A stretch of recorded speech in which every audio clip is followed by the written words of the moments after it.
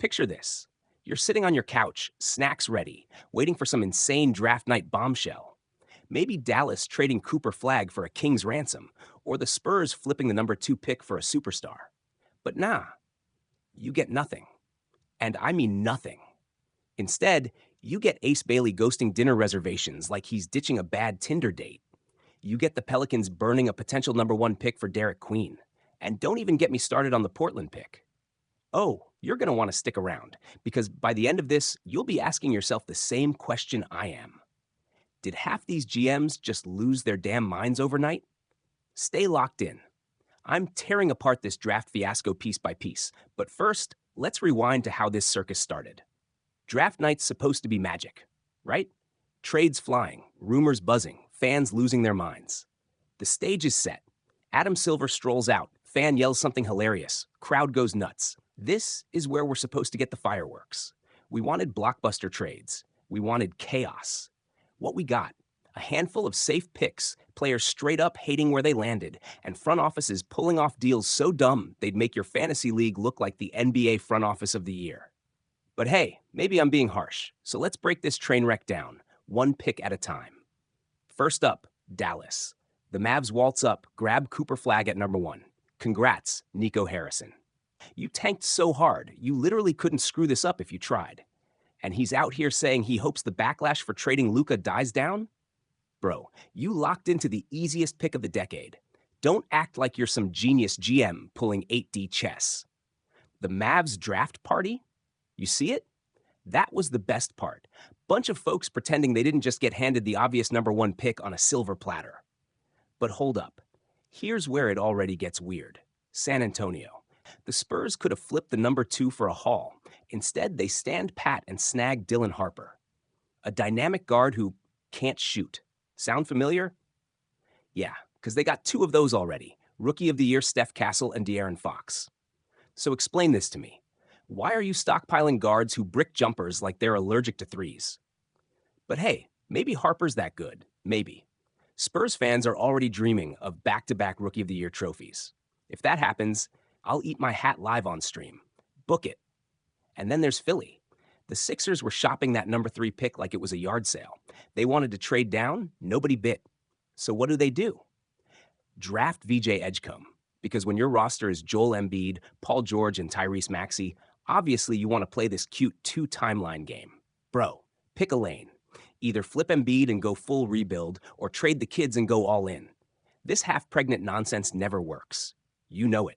I know it. But hey, Philly gonna Philly. Next up, Hornets. They grab Con Kenipple. Good shooter, got size. Fine pick, no fireworks, but you can't hate it. But at number 5, that's where the real drama kicks in. The Jazz come strutting up and pick Ace Bailey, the same Ace who flat out canceled dinner reservations with the Sixers 2 days before the draft because he didn't want to go there. He literally tried to tank his own stock to slip to DC, New Orleans, or Brooklyn. What does Utah do? Draft him anyway. And the dude hates it. Did you see his quote? It was like listening to a kid who just found out summer camp's been extended a month. What does this even mean? I can control what I control, them doing what they doing. Bro, say you're miserable without saying you're miserable. And the look on Colin Murray Boyles' face when Toronto called his name? Bruh looked like his dog died on live TV. Drops an F-bomb, girlfriend hugging him like she's at a funeral. We used to get tears of joy. Now we're getting side eyes, and why me? Is this NIL money ruining the dream?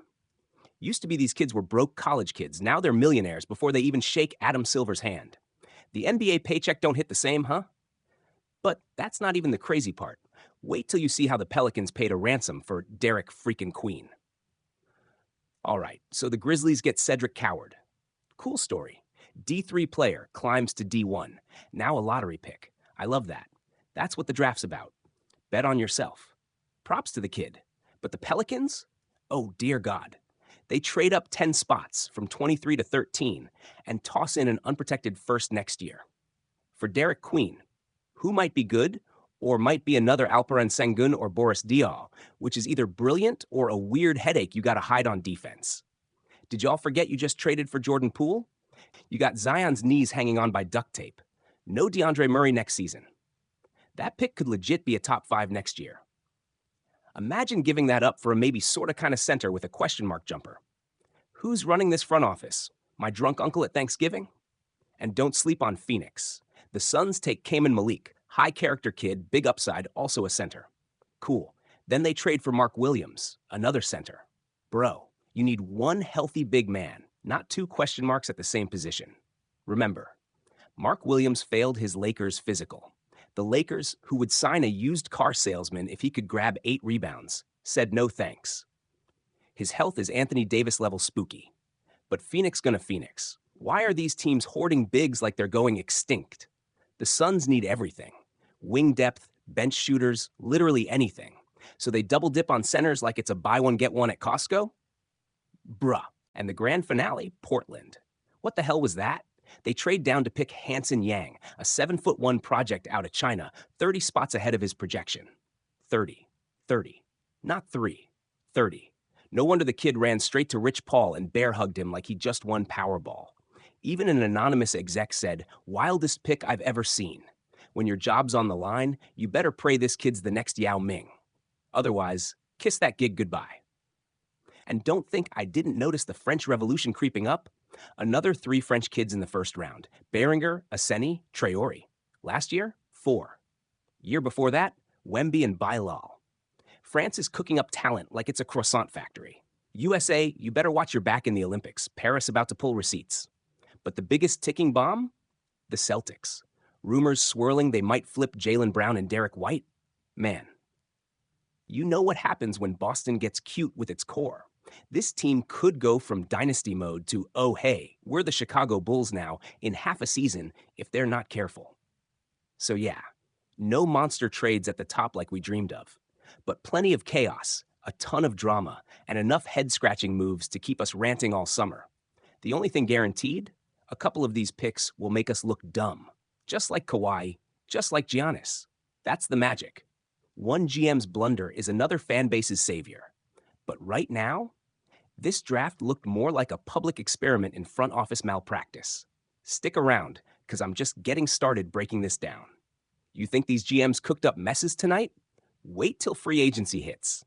You know they're going to top themselves. Smash that sub button, keep your notifications on, and tell me right now in the comments, who had the dumbest draft night? Let's argue. I'll see you there.